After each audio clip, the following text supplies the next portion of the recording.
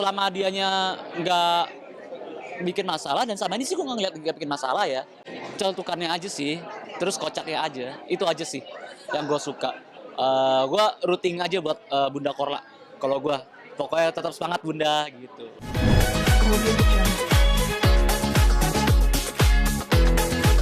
Apa? Sorry nggak dengar. Oh iya iya. Project series yang kali ini nih cukup mengejutkan nih, karena ini jadi Pak Arwin selaku sutradara, dia mempromosikan soal syuting sehat. Jadi selama syuting dari awal sampai akhir itu pokoknya di bawah jam 12 itu semua udah pada pulang. Dan itu hal yang baru ya, maksudnya gue kira kayak ya itu adalah gagasan, ide yang nggak bakal kejadian gitu. Tapi ternyata kejadian, bisa syuting sehat semuanya.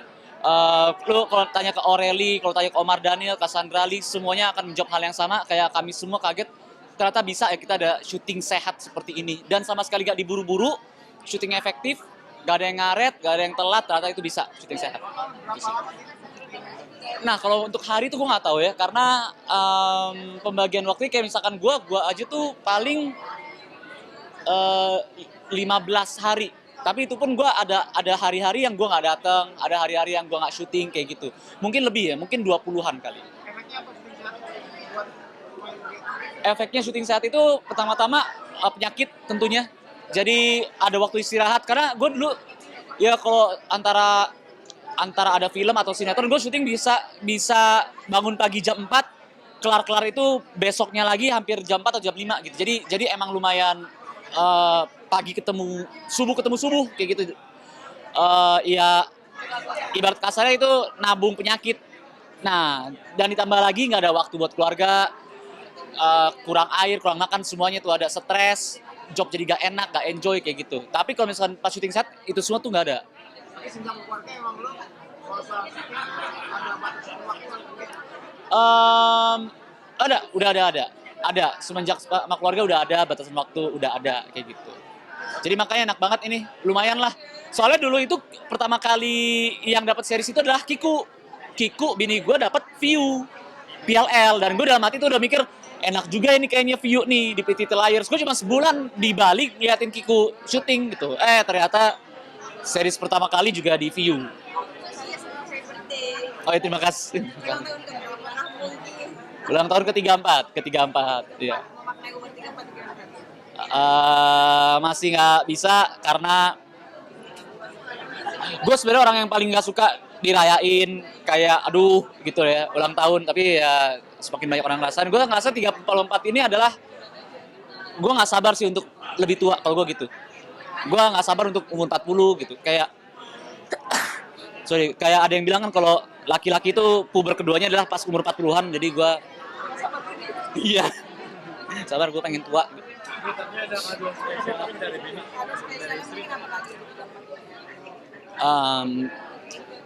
Gue sih udah bilang ke bini. Jadi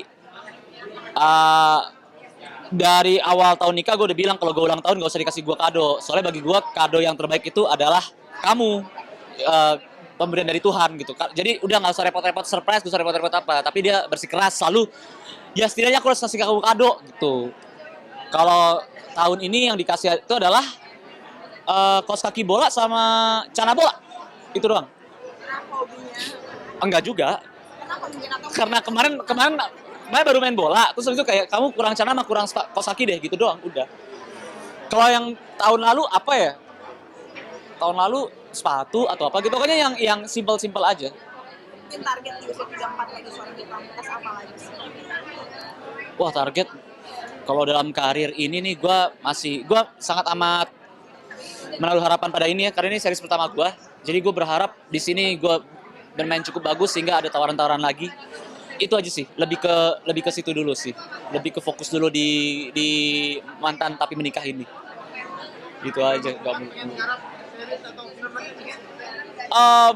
Ada beberapa yang masuk.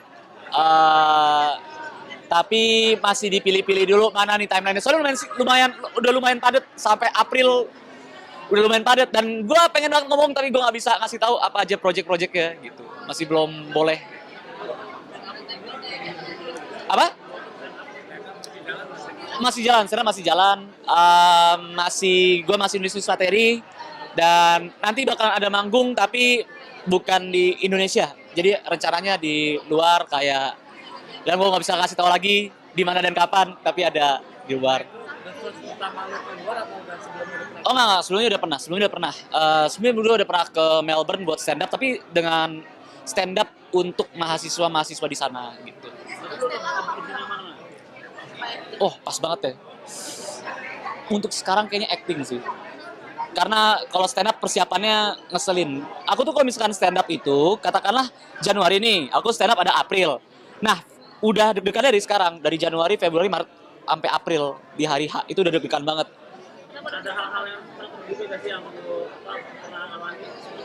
Oh banyak, antara nggak pecah, nggak lucu, salah materi, atau salah crowd. Jadi kirain crowdnya ini, dikasih tahu ya ini adalah apa ya, para pekerja gitu. Tahu-tahu pas gue stand up di hadapan gue bukan para pekerja tapi investor, itu ada juga tuh.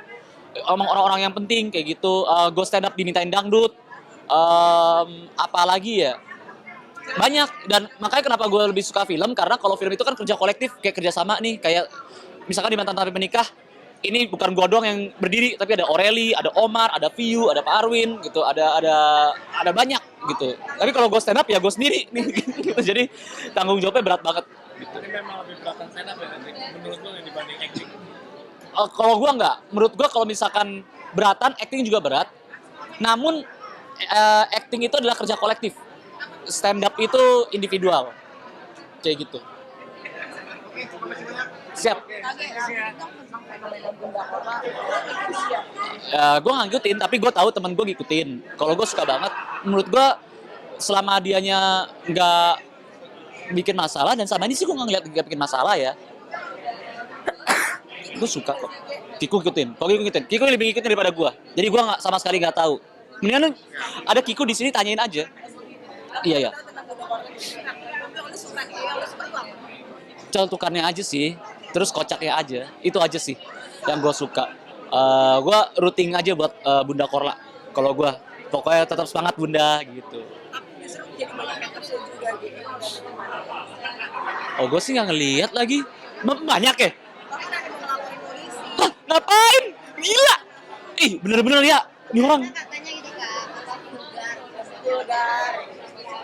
Ya emang, ya udah semua juga vulgar. Maksudnya kalau misalkan nggak suka yang vulgar, banyak juga yang nggak vulgar gitu. Maksudnya ya udah Bunda Korla itu untuk segmen ya kan, Bunda udah tua juga. Jadi yang nikmatin orang-orang tua, jangan lu kasih ke anak bayi Bunda Korla. Aduh ngapain sih? Udahlah.